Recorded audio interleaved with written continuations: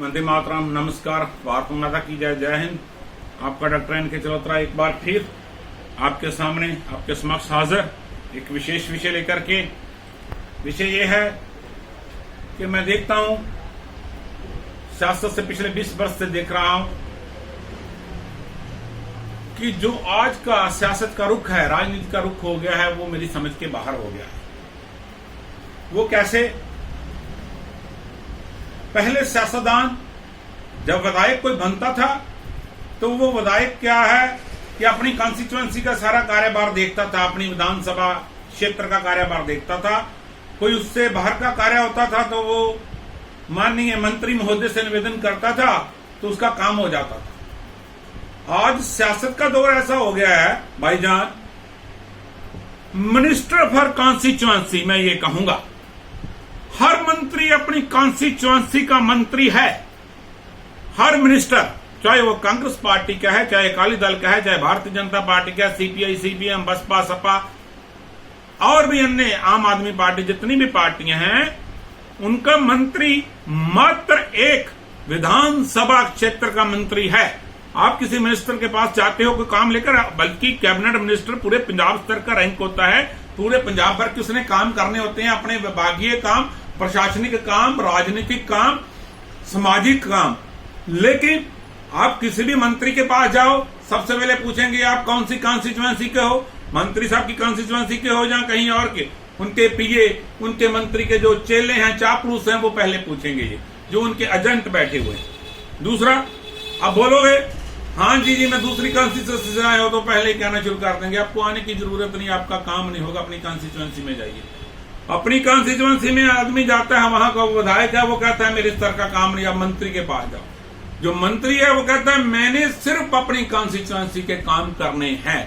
तो मैं सभी जो भी मुख्यमंत्री आ रहे हैं, जिन प्रदेशों में जितने भी मुख्यमंत्री हैं, मैं उनसे ये निवेदन करता हूं, जिसकी 117 सीटें हैं, प्रदेश की 117, उसमें से अगर कोई 60 सीटें जीतता है, 65 सीटें जीतता है, तो 65 के 65 लोगों को ही मंत्री बना दो, क्योंकि minister for constituency he rule है।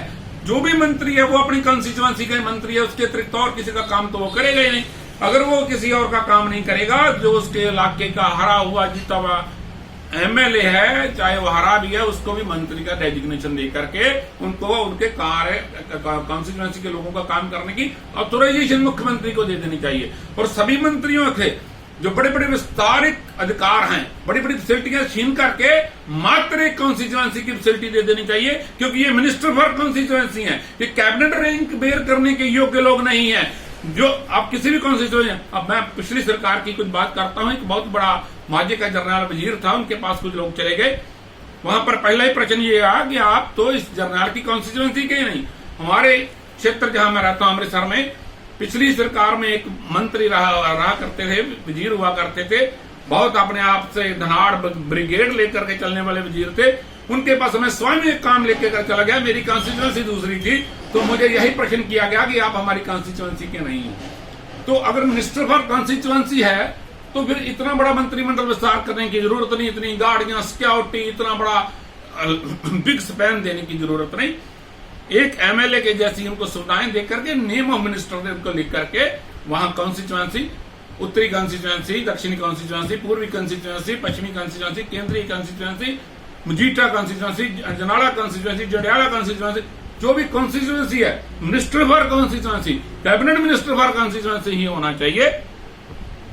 अगर इन्होंने लोगों के काम नहीं करने, पूरे पंजाब भर के लिए एक मंत्री बनता है, कैबिनेट रैंक मिलता है पूरे पंजाब का कार्य करने के लिए, पूरे प्रदेश का कार्य करने के लिए, तो वो मिनिस्टर यही कहता है कि मैं तो अपनी कॉन्स्टिट्यूएंसी को प्रेफरेंस दूंगा, मेरी कॉन्स्टिट्यूएंसी में जो आदमी है उनका ही काम होगा, उन्हीं का ही काम होता है। इसलिए मेरी सभी मुख्यमंत्रियों से निवेदन है, पूरे भारतवर्ष में जितने भी उनके क्षेत्र हैं, जो मंत्री ऐसा सोचते हैं, ऐसा करते हैं, जो मिनिस्टर फॉर कॉन्स्टिट्यूएंसी है, उनको कॉन्स्टिट्यूएंसी में ही सीमित कर दीजिए, उनका एक डेजिग्नेशन रख दीजिए मिनिस्टर फॉर कॉन्स्टिट्यूएंसी। यही बातें मैं कहना चाहता हूं। इन्हीं बातों से धन्यवाद। जय श्री राम, वंदे मातरम, भारत माता की जय, जय हिंद, जय हिंद।